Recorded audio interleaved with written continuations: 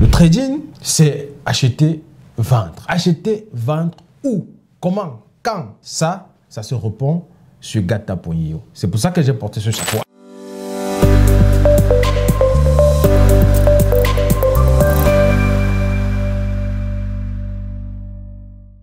De plus en plus, cette question me revient. Innocent, quelle est la meilleure plateforme à utiliser pour trader, que ce soit le spot ou le futur? Ceux qui ne comprennent pas, il n'y a pas de souci. Nous avons mis sur pied cette plateforme de formation qui vous permet d'aller de la base du lexique de la crypto-monnaie jusqu'à la compréhension technique du trading futur. Le trading, c'est acheter, vendre. Acheter, vendre où, comment, quand? Ça se répond sur gata.io. C'est pour ça que j'ai porté ce chapeau. Alors, dans cette question, ou alors dans plusieurs questions que plusieurs personnes me posent, il y a cette question qui revient toujours. Quelle est la plateforme? Je ne vais pas citer une plateforme particulière par rapport à cette question. Je vais vous donner quelques critères et puis je vais vous donner une plateforme, l'une de mes meilleures plateformes que j'utilise au quotidien pour travailler. Alors, la première chose, lorsque vous voulez utiliser une plateforme, regardez la liquidité de la plateforme. Quel est le nombre de dollars qu'on traite chaque jour dans cette plateforme-là? Parce que c'est très important. Il ne faut pas acheter une monnaie dans une plateforme et pour la revendre, ça devient compliqué. Il faudrait voir la liquidité de la plateforme. Le deuxième critère, c'est le support qu'offre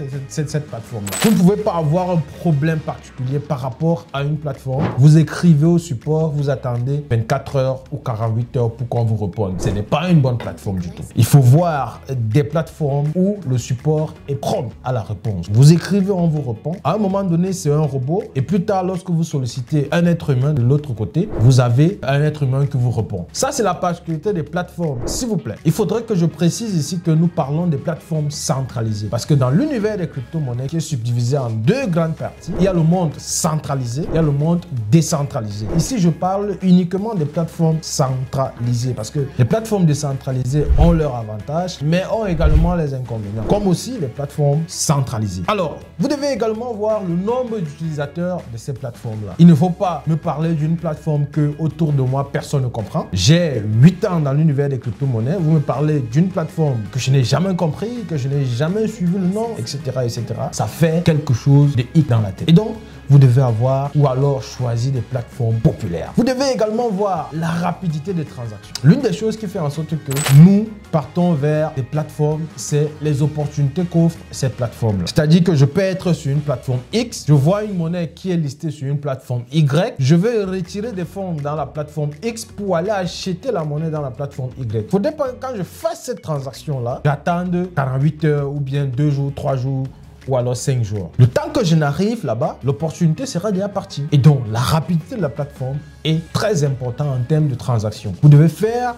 vos transactions. Si la plateforme c'est entre XX, là, généralement, ça passe rapidement.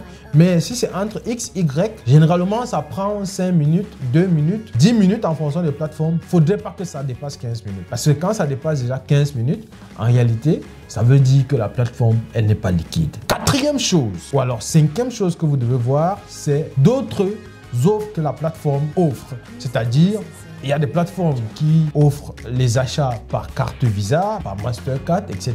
Il y a des plateformes même qui délivrent les cartes Visa. Et donc, vous devez voir que est-ce qu'avec ma carte Visa, je peux acheter telle crypto-monnaie ou bien je peux faire mes retraits avec ma carte Visa. Il faut également voir si la plateforme a des réglementations dans le pays où ça se trouve, parce que les plateformes centralisées sont gérées par des entreprises et ces entreprises sont dans des pays. Et donc, il ne faut pas aller vers une plateforme qui est en marge de sa réglementation dans son pays. Parce qu'un bon matin, ça peut tourner mal. Et donc, il faut voir tous ces critères avant de choisir la plateforme à trader. Alors, l'une de mes meilleures plateformes que je traite et que j'utilise au quotidien, c'est MEX. MEX.com. Je vais laisser le lien de MEX dans la description de cette vidéo.